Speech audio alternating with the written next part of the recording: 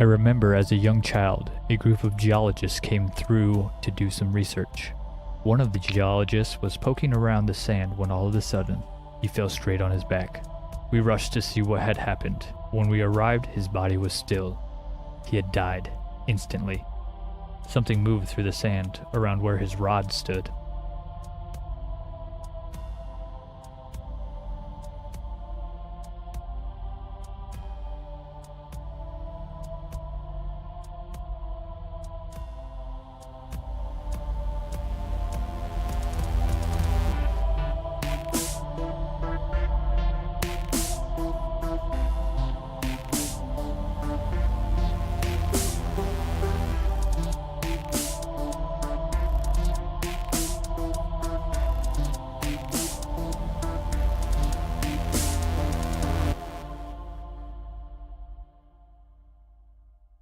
Good evening and welcome to the podcast. I'm Connor. We did not practice that. I'm Jacob. This is Counting Cryptids. Yes, it is. Thanks for tuning in this week. This is episode 22. 22? The mysterious thing referenced in the intro is today's topic. Being? The MDW, Mongolian Death Worm. I want to know how long you can keep this up. Not long. I've got nothing to say. Well, we could start. Let's get right into it. It feels like what you're saying is sexual when you say it that way, and I'm a little bit uncomfortable right now. A lot of the things that I say can be taken as sexual. I like to leave it in the eye of the beholder. Okay, so the Mongolian Death Worm. Yes, from Mongolia. Imagine that. Like the Gobi Desert, though. Like yeah. Near the border, one of the like where China is. I think the Gobi Desert spans like a few countries, but this is apparently just in Mongolia. I saw mostly in quotes, said to inhabit the western or southern parts of the desert. Okay. Which I would assume is where Mongolia is. I am not a geologist or a geographic expert. Geologist isn't the right word. I'm not a map doctor. I have no idea what you're talking about. I am not either. But yes, Mongolia, where this worm is deadly. Thanks for listening. This has been Counting Cryptids. It first appeared in some literature, a short story known as cringe. Olgoi Korokoi. Okay. Which literally translates to intestine worm. Yes. Which the natives know it as. It was apparently named this because the worm was blood red in color. And this, I saw the size of a human in some cases, and I also saw in another place the size of a cow's intestines. So human or cow intestines. Okay. 2 to 5 inches or 5 feet long. I found 2 feet to 7 feet in length. Okay. Dark red color, long fangs, and a slimy body. Yeah. Also has poisonous skin and can spit corrosive yellow saliva. Yeah. That is said to be so venomous that its prey would die instantly. Yeah, I've got here. Its venom can burn through clothing, skin, muscle, right down to the motherfucking bone.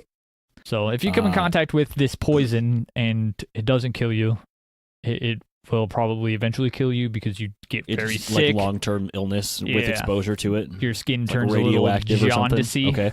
I had seen in one place that it had like a short, blunt tail, but maybe that was just like a way you could tell like the front end from the back end was like it was slightly different, but it said that it wasn't tapered.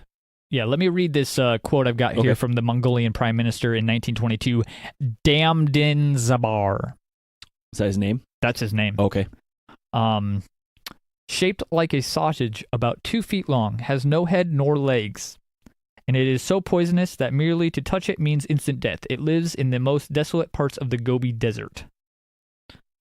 So it's also apparently warm-blooded. That can kind of confuse me. But. Yeah. I'm not sure who has got close enough to examine it because there's not many instances and there's stories on the internet.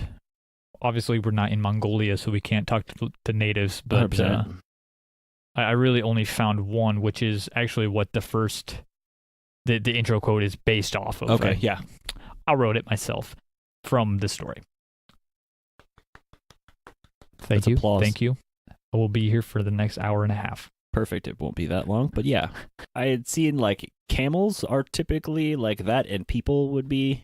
Yeah, I saw that it can like cattle and livestock I saw referred to a lot as well, but I saw a lot of specifically camels, and then they lay their eggs inside of the camels after they kill them. Terrifying. Apparently, it can kill a camel with just 2 spits of its poisonous venom. Oh, damn. I saw some places it said it had no mouth, and others say it has a very large mouth with a lot of teeth. I think it's only a few places where it says no mouth. Yeah, I think more often is like centipede-like. Like it has little tiny legs underneath a hard shell type deal. Less worm-like, I suppose. But yeah, that's where I saw it most. Is like a red centipede thing. I saw some suggestions that it was a snake or some kind of reptile. Yeah. Since it's in the desert and it was considered too hot for like a worm to. Yeah, I don't know that. I'm from Iowa, I guess. We're from Iowa. We don't know anything other than earthworms, per se. So, I mean, that's really the only thing I can. I don't think anybody has like, this isn't like a common thing to have like a baseline of normality be the Mongolian death worm. I don't think. Like, if you live in Mongolia, like, these are rarely seen and never have been photographed. Yes. So they only. All right, hang on. It hibernates for 10 months out of the year. Yes. It only comes out in June and July. Yep. And it prefers to like stay underground unless it's like burrows get flooded in the rain and then it comes up. That's like the only time it comes up. Which I think the wet season out there is like July, August. Also, it's the desert though. That means it doesn't rain, right? I mean, it seldom rains. I'm going to say there's probably some rain. I'm not familiar with the area per se, but it's a desert. I assume that means that there is at least little rain. Is that fair to say? Yeah. Okay.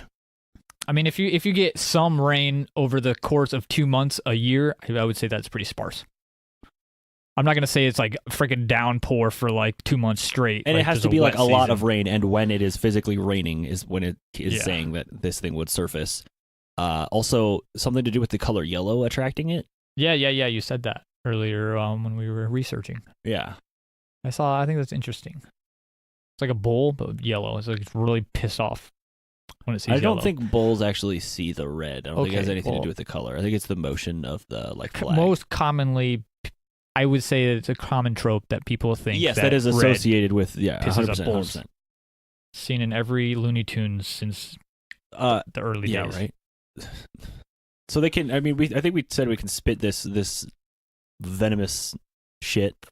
I don't know if we talked about it being like electric at all. No, we did not. Apparently, it can like electrocute its victims from a distance as well. Which, like in the story, I'm gonna keep going back to this story that I talked about in the beginning, where the guy's stabbing a iron rod into the ground and then gets electrocuted and dies. Yeah. I would assume that was the implication. Yeah, it didn't specifically say the guy had been electrocuted and died. It was pretty low on details. Well, why don't you get into this fucking shindig then? The story that you keep referring to. Yeah. All right. So to get to this story, I've got to explain another pretty predominant person in this atmosphere of Mongolian death worm. His name is Ivan Makarel. Makarel, Makerle, who is a cryptozoologist in Czechoslovakia. He's also an author, design engineer, and explorer, which described the monstrous worm in his 1987 book, hard to pronounce. ALTJN TSAADKHGOVD. I am not even going to begin to describe that and say that. I was going to try to after you reading it, and I literally like can't even remember any of the letters that you said. So let's his book that will be linked to the name of in the description because we can't read the name of it. He described it as traveling underground, creating waves of sand on the surface, which allowed it to be detected And in 1990 and in 1992, he led a couple of small groups into the Gobi Desert to search for the worm. He was inspired by Frank Hubert's novel Dune, which giant fictional sandworms could be brought to the surface by rhythmic thumping. So the groups used this motor-driven thumper and some explosive charges in an attempt to coax the worms out of the ground. During the second expedition, he had this interpreter named Shug Knight, I'm not sure, Sugi, but I like Shug Knight. Personal preference, I suppose. He told them as a child he had seen the death worm, and he goes on to say that a group of geologists had been visiting Shug's home region, and one of the geologists was poking around in the sand with an iron rod when he suddenly collapsed. When his colleagues rushed to his aid, he was unmoving and pronounced dead. They examined the ground where he had been poking when they saw the sand begin to move, and then out of the dune came a huge bloated death worm. Yeah. He also on that trip, prior to like going into the area to do some research, he was told by a monk at a Buddhist monastery. Oh. Monastery. That's how you say that word. Okay. A monk told him that the worm was a creature of supernatural evil, and that he was endangering his life by searching for the creature. During this trip, he was laying in his tent, and he had a dream, a very vivid dream, about a worm, about the worm, the Mongolian Death Worm, which we are talking about today. Wow, how convenient. Yeah, then he woke up. And this is where the story gets unbelievable. He had unexplained blood-filled boils on his back, and he got sick, which caused him to cut the trip short. So he was so sick, like I mentioned earlier, his skin turned a jaundice yellow, and just was overall, uneasy. He was quite sick. He bailed. Did he describe his dream? Not other in than detail. Just that he had a dream about the worm. I don't know if in the dream like the worm attacked him, but I think it's sort of the implication. But yeah, he had a dream about the worm. Got scared. Woke up with some shit on his back, and was all sick. It could be due to the fact that he was poisoned by the Mongolian Death Worm or any other creature of the Gobi Desert. I don't know how many. I'm sure there's quite a few poisonous things in the desert. From what I know about deserts, which is honestly not much. Which is honestly very little. I think there's like poisonous spiders. It doesn't rain much, and snakes. Things might be poisonous. From what I can understand, everything... Are tarantulas poisonous? I feel like tarantulas are from the... They have big fangs. I just assume they're poisonous. People have them as pets, though. Yeah, that's what I'm saying. But rattlesnakes... Nobody has a rattlesnake as a pet, unless they're a douche. I feel like Zach Baggins has his rattlesnake as a pet. Cutting all ties with Zach Baggins and never having him on the show. Sorry, folks. Honestly, I would love to have Zach Baggins on the show. Be a way bigger audience than we could have ever dreamed for. Maybe film an episode here. Make that happen. Haunted Podcast Studio. I can't believe I haven't mentioned this before. There is a band that is called Mongolian Death Worm, WYRM, which really sounds like a death metal band name, but they are like a bluegrass sort of. I don't know what to call this type of music. Like southerny rock. You hear it at a bar? I don't fucking know. Yeah. You're in the South and you're drinking beers, and there's a band that's not good. I will maybe link to their YouTube page in the description. We'll not be playing any of it. It's Yeah. We're gonna skip that part. Yeah. We're gonna skip that one today. I do want to hear some more like cryptid-based songs, though. I enjoy those thoroughly because they're usually hilarious. I happened to listen to that Mothman YMCA again the other day. Yeah. And somebody had commented on there that they were there because they had heard about it from the podcast. Yes. So that was cool. That is what I like to see out of you super listeners. Cool. Yeah, I just happened to be there and like scrolled down. I was like, I wonder. And it was just like right there. I was like, this is sick. That's awesome. So Thank you. Feels good. Also, something about the movie Tremors being inspired by the death worm in some capacity. I feel like sand I just kind of feel like I had monsters are to a thing. say that, so like any Kevin Bacon jokes would make sense. I don't have any lined up, but Yeah, we'll that's see fine. how I'll this write some into the goes. description or something. Also, there's those sand monsters in Beetlejuice, which I thought of. Oh, I thought you were going to say Star Wars. Also, Star Wars, yes. The Sarlacc pit. The Sarlacc pits, yep. I feel like those all could be loosely based on this Mongolian death worm. Interesting. There was supposedly some Russian scientists found a dead specimen in 1972. Okay, This interesting. specimen has since disappeared and is of course thought to be like in the basement of a museum in Russia, like waiting to be rediscovered or something. Which seems a little too like Indiana Jones-esque. Maybe not even Indiana Jones, but you know what I mean? It just seems very convenient. A little doubtful of that. Oh yeah, it was definitely just like, I heard some Russian scientists like found one, man. And they're like, then they went underground with it because they didn't want anybody to learn about the death worm. I need to put this out there as well. There was a video I watched posted by National Geographic. It was titled, What's the title? Mongolian Death Worm Caught on Camera. National Geographic. Not clickbaity. Not at all. So it showed some dude may as well have been beating off on his camera that he was like looking through all of the films because like the camera had gotten knocked over at some point over the night, so like they had to check his cameras. Builds it up. They spent like all this time building it up just to find that a fucking cow knocked it over at some point, and not the Mongolian death worm.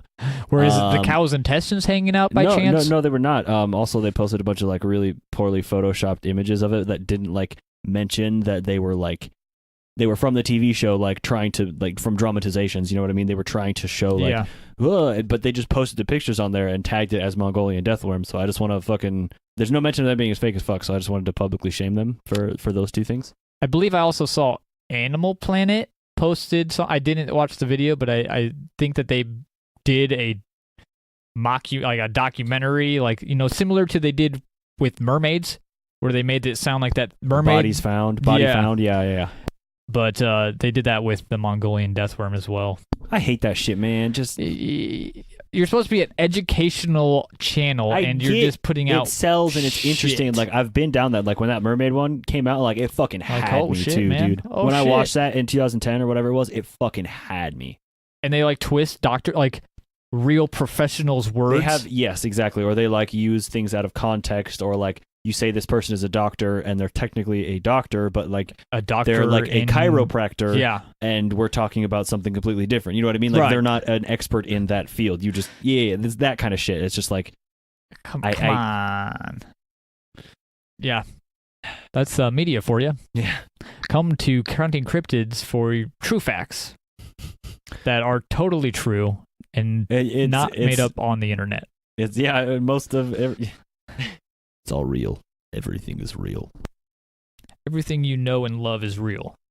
I mean, that's better than it being the other way. I don't know. People love some weird stuff, man. Oh, also there was a movie. We didn't mention that either. No. There is a movie called Mongolian Death Worm. Check it out, I suppose. I don't think know. it has very good reviews. It has really bad reviews, but like some of the best like the shittiest movies, like we used to watch. You remember Bloods versus Wolves?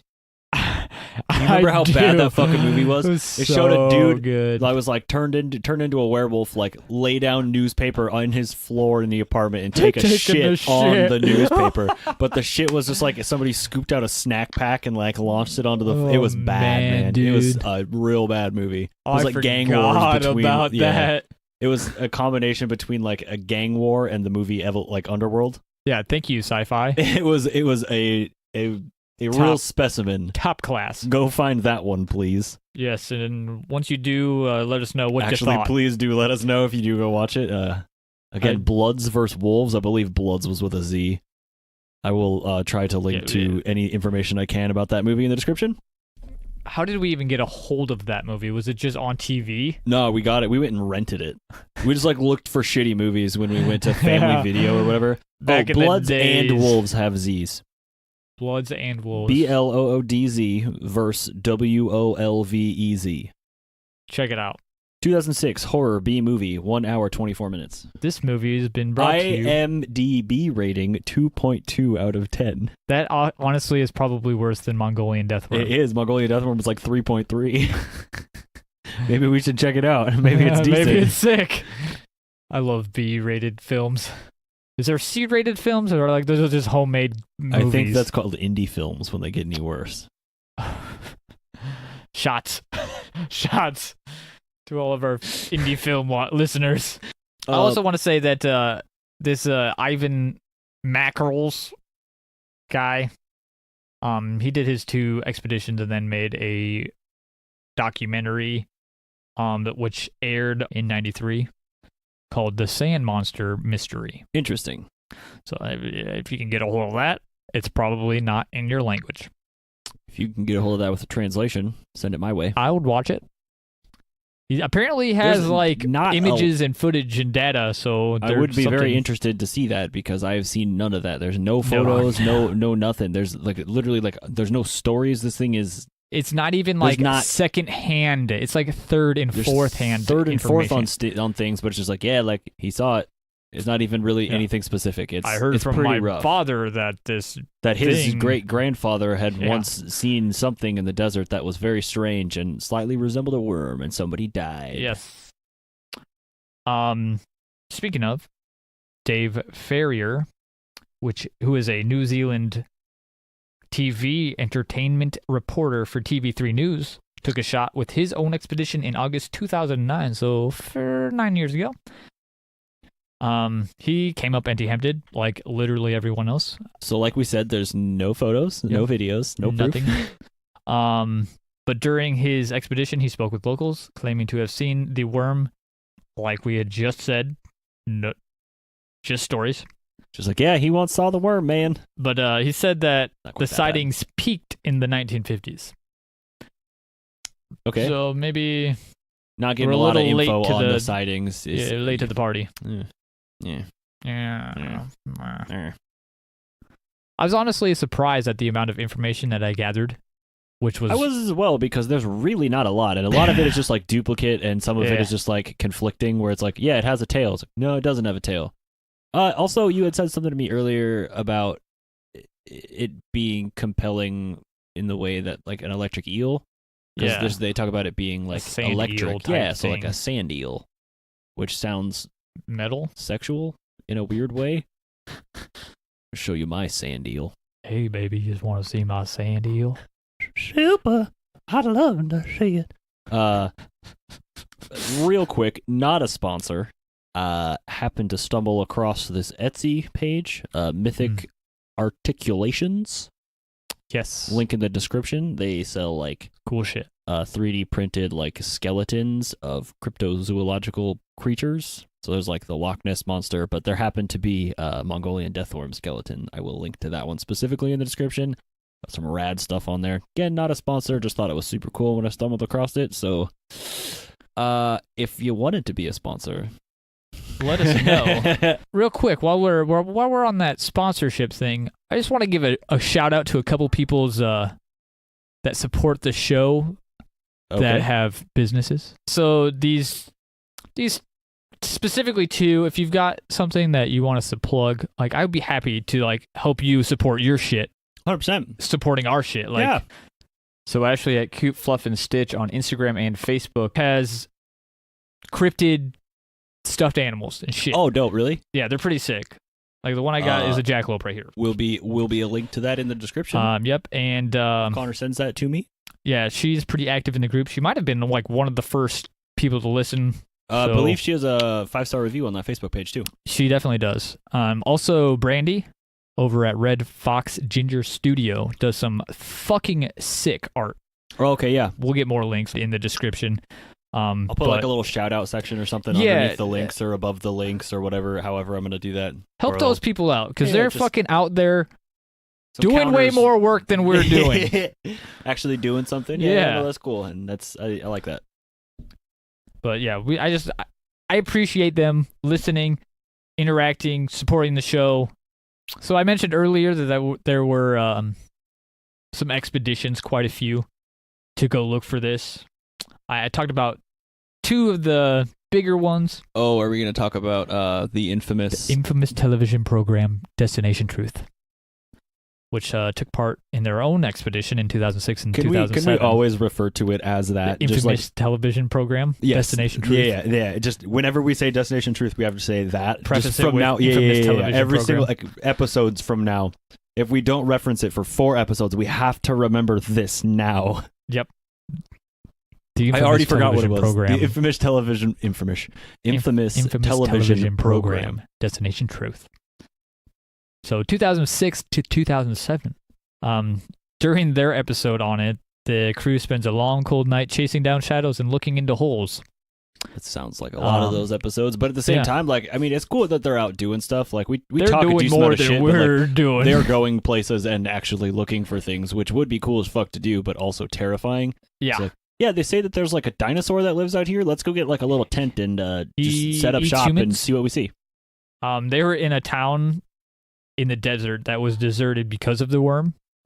So, like, people were scared enough to fucking bail. That's actually terrifying. Yeah. Ghost town. Wormtown? It's Death Worm County. Ooh. So our New Zealand plot is Death Worm County, correct? Oh, yeah. Oh, okay. I'm down. Oh my god, if we could rename some of that stuff, that'd be so sick. The Death Worm Diner. We have to make up a New Zealand death worm then. I mean, yeah, we'll just capture one. We'll just capture a Mongolian death worm and just bring it there and make sure it's an invasive species. Dooming us all. Perfect. Ultimately, the infamous television program Destination Truth team walks away with no real evidence. As is tradition on the television program. Not abnormal for them. On the infamous television program, Destination Truth. So real... It's going to be half the program. Again, like, we talk a lot of shit about that show, but they're making money places and doing things, I guess. Like, again, we're just like sitting like scrolling through pages of Google trying to find a sentence that's different than the fucking Wikipedia. Like, arguably more entertaining than we are.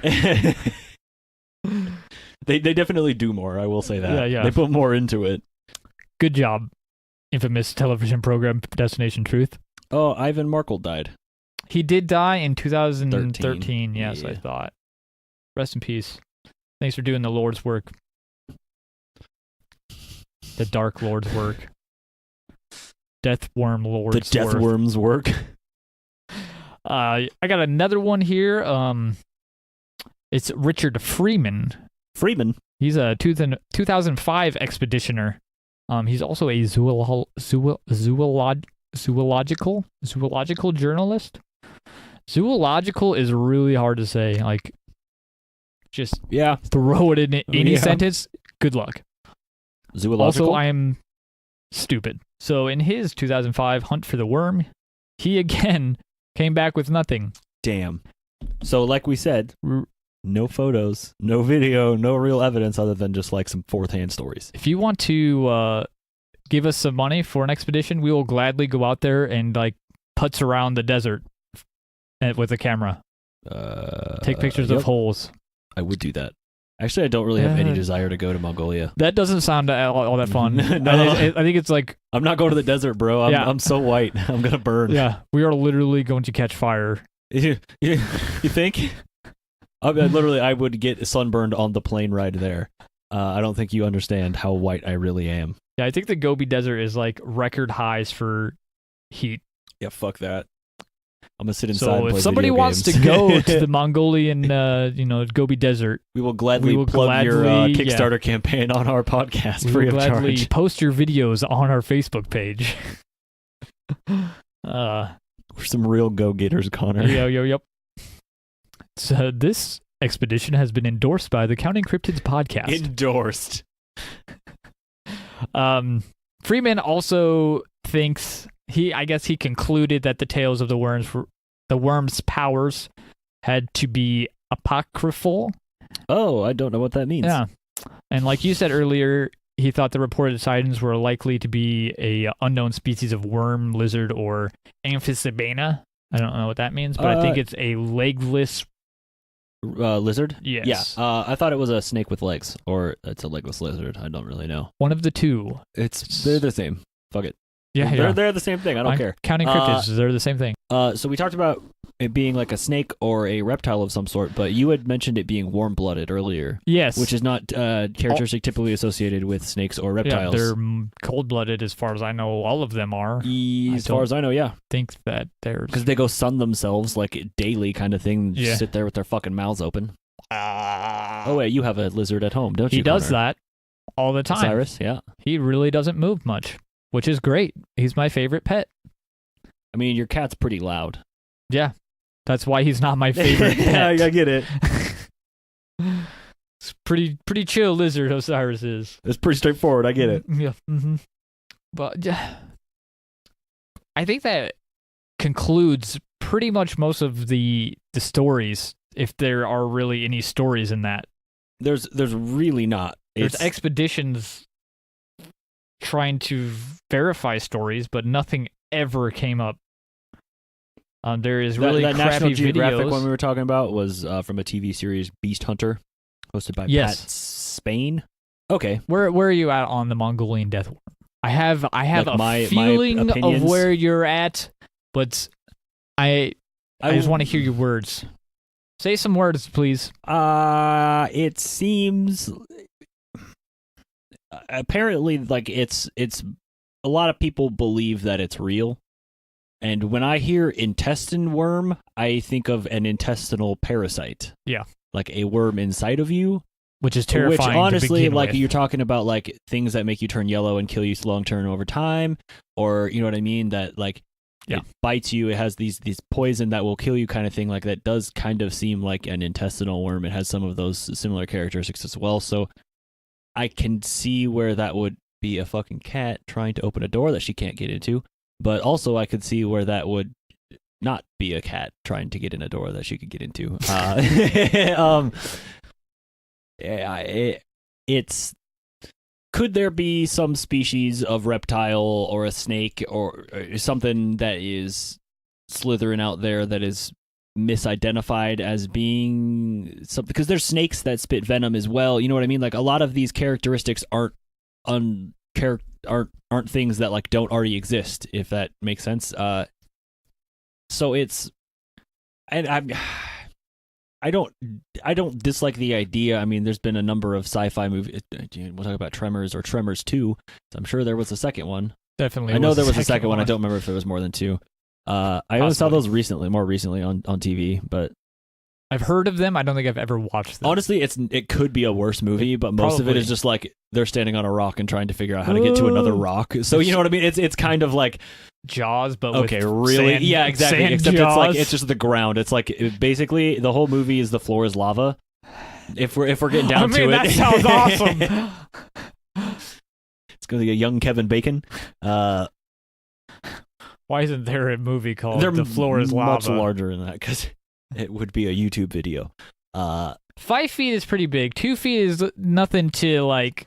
Well, Just okay, walk okay. past. So, but even if it's a foot long, if it's like really, really poisonous, like you wouldn't want to get Squirt close to it. fucking Yeah, like venom at there's you. the poison dart frogs are, you know what I mean? Tiny. fucking 2 inches long, but those bad boys will kill the shit out of you. Yeah. I want to say real quick.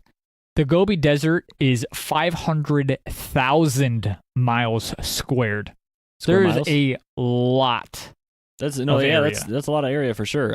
It's just a big space. I mean, we can be a little bit more specific about like the location. We said it was more near Right. China, but there is a large border of China, so it's It's a large area that is probably widely unexplored you'd by think people. somebody would have found one by now, but at the same time, with the way that like the desert moves things and it would get covered up, and if it spends like all of its time underground, if it dies down there, if it doesn't really have bones because it's actually a worm, like would you really get much of evidence Invertebrate. anyway? I don't know. Also, if the local people are as terrified as they seem to be, they wouldn't be going to chase these things down. It doesn't seem like there's any reason to hunt these things. Like there's no food. Like literally, you touch it, you die. It can fucking squirt come venom up out of in nowhere your and face. electrocute you and kill you from far It away, can or shoot venom at electrocute you. you. Like, honestly, this one's pretty fucking badass. What was that video? Was that the History Channel one where it National Geographic one where they said that they could like build up a static charge by going through the desert, and the guy said it's like walking across carpet with rubber-soled shoes. No, you were watching that one. That was not me. Anyway, this guy, like, he was trying to make a decent point for the electrical charge because to me that's the most unbelievable part of this. Like, I know there's electric eels, but they're the only electric producing animals that I know of that can like give off a good amount of electricity. And this guy was saying that slithering through the sand, it could build up an electrical current. Then why do we not produce electricity that way?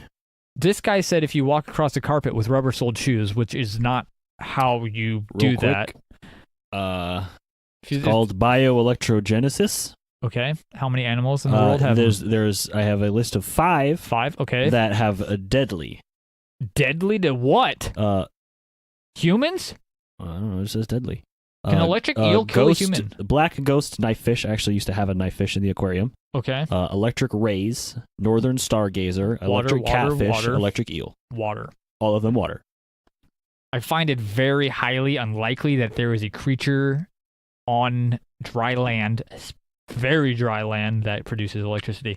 Though I have no real reason to think so, because I'm not an expert in the area or how that even is evolved. It's a very interesting thing to evolve. It's actually a fucking amazing. A lot of things can like detect electricity and see like magnetic fields and stuff like that. Birds.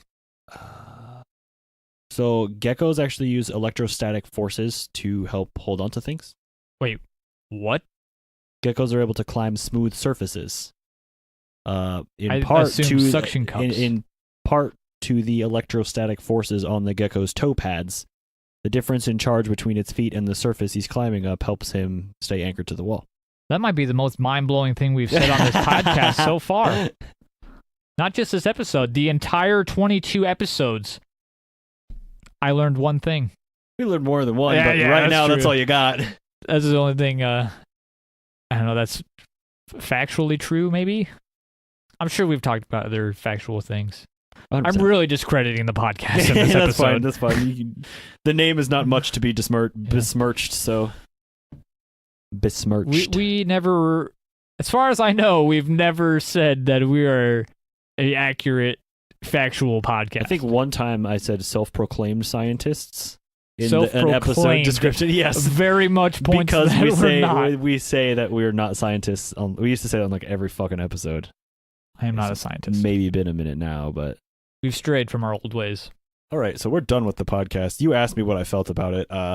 I feel similarly. I don't know if I really ended up finishing that. I think we know where you're at, though.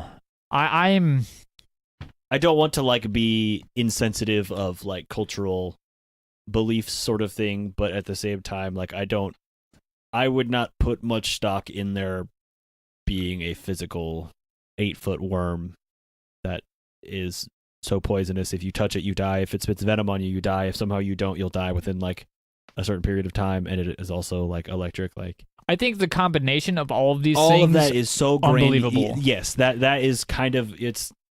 If it just did one of the things, could it be multiple creatures doing these three or four different things that it just kind of gets lumped into one, and then a story is created and passed? I don't know. There's always that possibility. Yeah, and the thing that gets me is the Gobi Desert is so fucking big. Mm-hmm. Like we talk about like forests and like jungle. The Congo is really big too. If we're really gonna get into that, things not getting explored, and I guess desert never really crosses my mind because I never really experienced desert conditions. Yeah, but fuck. Yeah, who knows what could be under the sand?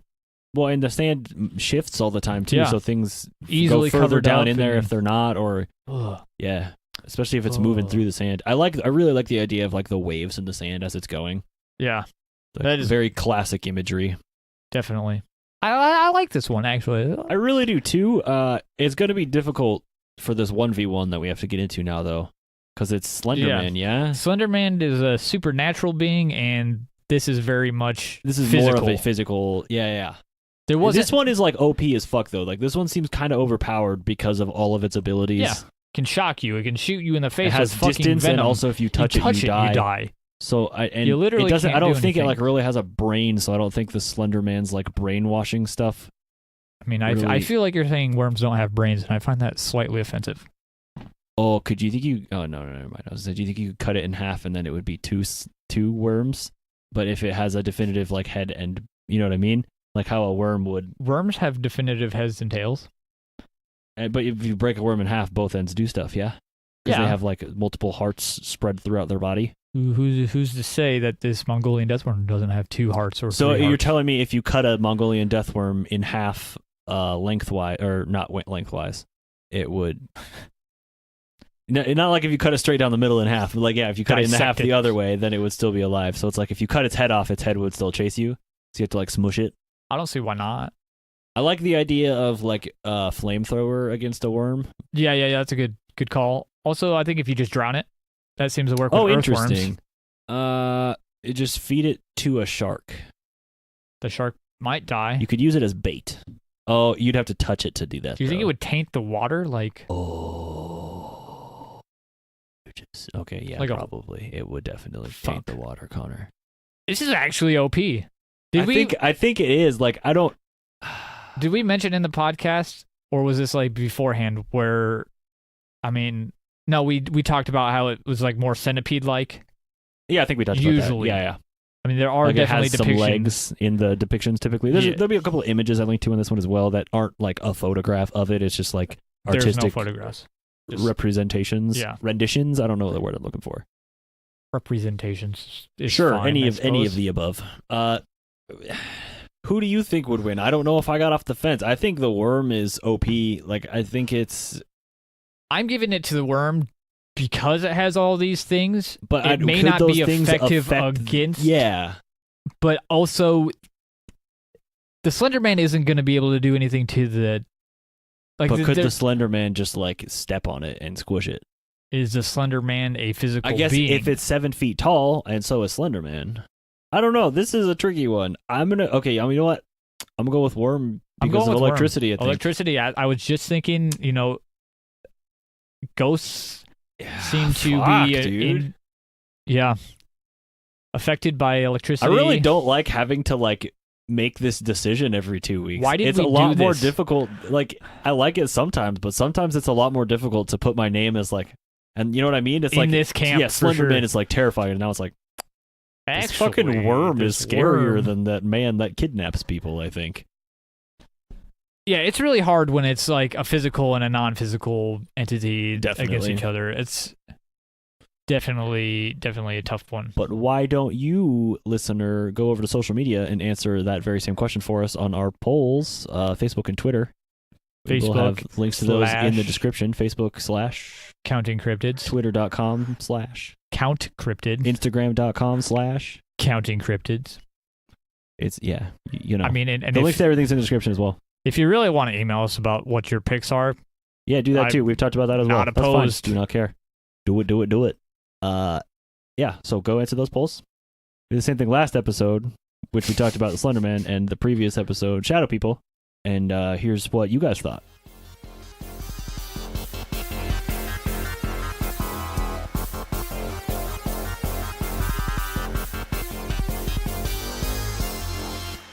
All right. The Shadow People vs. Slenderman showdown. There's a lot of votes on this one. Thanks, guys. Thank you for voting. Last 2 weeks have been awesome. I like when you vote. I always wonder if I should put a vote in for myself or for us. I don't care.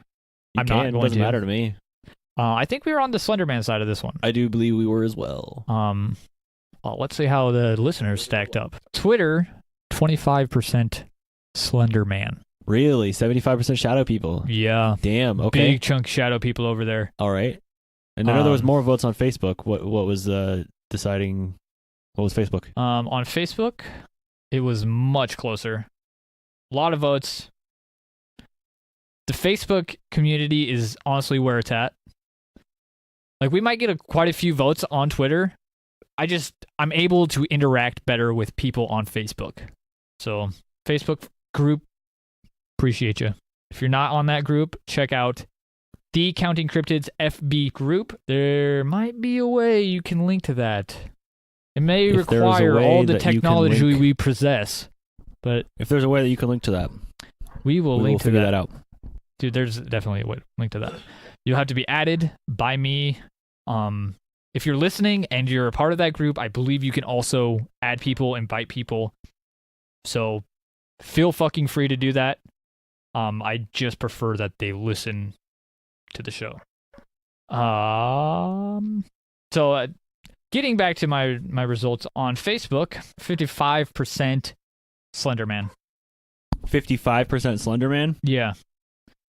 45. Okay, so by 4 votes. Which...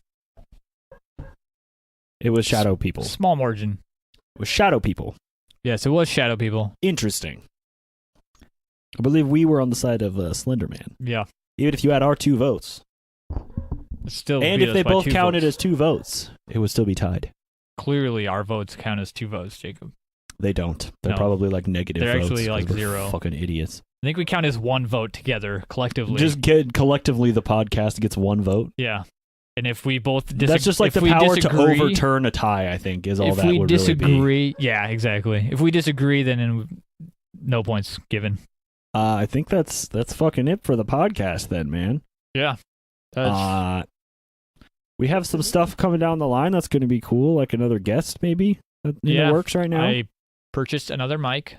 Cool beans. We got some new stuff. I got a guest in the back pocket, if you will. Did you say that you just happen to like know this guy somehow? Yeah. And like he doesn't listen to the podcast. You somehow talk to him about it. He happens to be out of state visiting someone who is a listener? Yeah. What? Yeah. I don't know her name, but if you're listening, you probably know what this means. We're referring to you. You better be following us on social media, but like what are the chances? That's super weird, and I don't Thank you. Well, thanks for listening to this week's episode. Definitely appreciate you listening. You're about to hear me say that again. Yeah, go vote, please. Thanks for checking out this week's episode. If you want to get your 2 cents in, answer this week's polls on social media. You can find us on Twitter at Count Cryptid or Counting Cryptids on Facebook. If you have any questions, concerns, suggestions, or you just want to chat, you can email us at countingcryptids@hotmail.com. Don't forget to subscribe, rate, and tell your friends. He's been Connor. He's been Jacob. And we'll see you in a couple of weeks for another fascinating installment of Counting Cryptids.